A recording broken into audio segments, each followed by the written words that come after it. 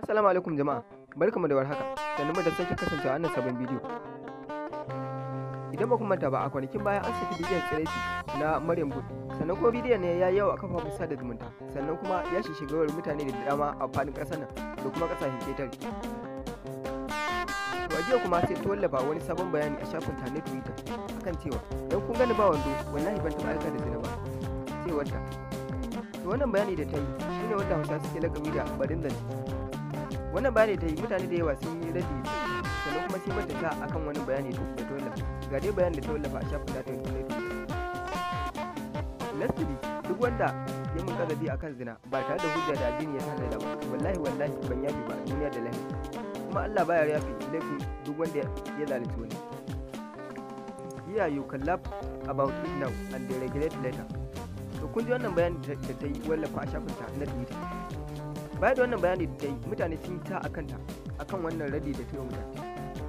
Mutum na farko shine Ubana Hayati yace ya matsayin wanda aka ganshi tsirara a gaban balagagge namiji walihi sunurta muharram.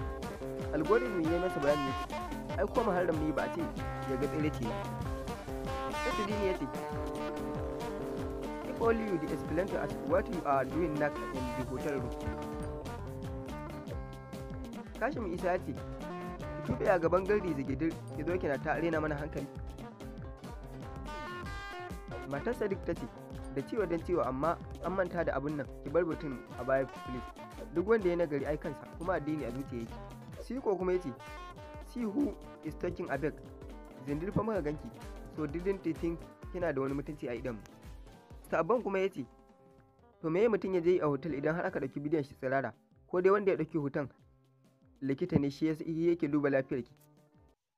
Abdulrahman Aliyu ya ce duk wanda ya miki kazafi sai ya tsaya a gaban Allah saboda ki yi haƙuri ki bar su da Allah Maryam. Baba Yare ya ce to menene ne yin tsirara gaban namiji da ba muharram miki ba, to an zarge ki da aikata zina ne ko kuma ki gaba da kofar yin haka. To kun yi wannan radi da mutane suka yi mata a wannan shafin nata na Twitter. To sai ku kasance da mu domin samun sababbin labaran.